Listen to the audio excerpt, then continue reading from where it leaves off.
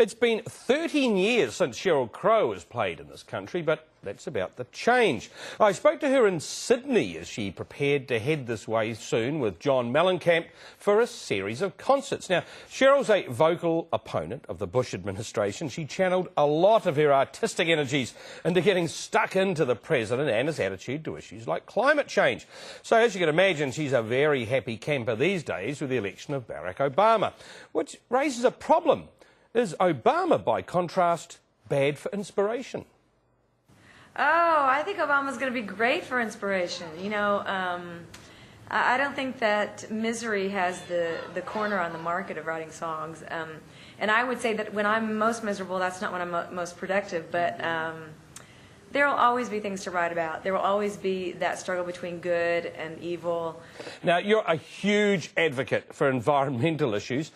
What do you do to make a difference in your own life? We, this year, put solar panels in at the farm. We are trying to be completely self-sustaining there, organic gardening. We've done an energy audit and are cutting back on our energy uses. Obviously, things as simple as changing your light bulbs over to energy-efficient light bulbs. Just personal things that we all can do that are easy, that make us feel good about our participation in helping the environment. It's been a long time since you've been here last, 1995 in fact, and when you were here you performed live in our studio. In fact, we've dug out that tape, 13 years old it is. Yeah, it's been a long time, and it's really, I think, more than anything been about the fact that in the middle of my career, my record label got eaten by a bigger fish, and the bigger machine that I became a part of was not terribly savvy in getting records overseas, so it took them a while to catch up. So we sort of lost some ground in there, but we're back, and we're hoping we're going to gain some ground by being here. The other change in your life, of course, is you now have a young son. Does that make touring difficult? Oh, no. Actually, right now it makes it really fun. He's only 18 months old, and he's very game. He's got like 40 uncles in my band and crew, and he's a lot of fun. He's a very good traveler right now. So obviously in a couple of years I don't know if that'll be the same story. So right now I'm really enjoying it. No other new men in your life besides Wyatt? Oh, I would never discuss that. I'm looking for a nice New Zealander. Well, I'm sure after this goes to air we'll have a very, very long list to show you when you get here, Sheryl. You survived a lot over these past few years, Sheryl. I mean, obviously the cancer, a very public breakup with Lance Armstrong, and both professional and personal issues. Have you put all that behind you now? Oh, you know, I hope so, but you never know what life's going to deal you. And what I've gone through in the last few years is, I don't think it's not too dissimilar than what a lot of people go through. You know, people go through divorces every day, or they go through losing people that they love. They go through catastrophic moments in their lives. I obviously went through breast cancer and have beat it, and you know, that's a very triumphant story for me. But I hope that I'm at the end of it. Your writing, did that change with Wyatt?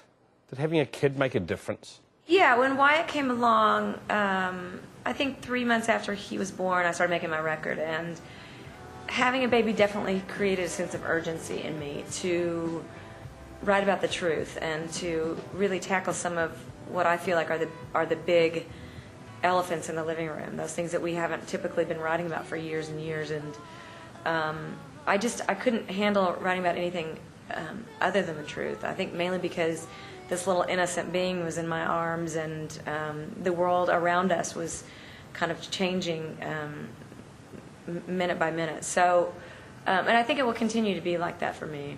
For a lot of us, so the truth is something we don't want to hear. Yeah, and actually, the truth hasn't really been fodder for pop songs, I guess, really since the '60s. You know, you don't have a lot of people out there writing socio-political songs or songs that are sort of steeped in the protest tradition. But you know, it's as I'm older, I find that those are things that are,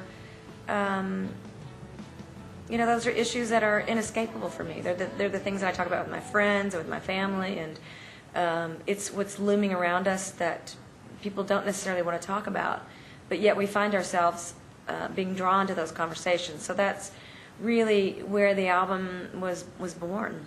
Sheryl, we're so looking forward to seeing you here. It's been far too long. We look forward to having you back.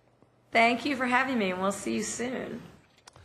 And Sheryl's in New Zealand from the 3rd of December, playing in Auckland, Wellington and Christchurch. Now, look, by the way, when we're talking about how she played...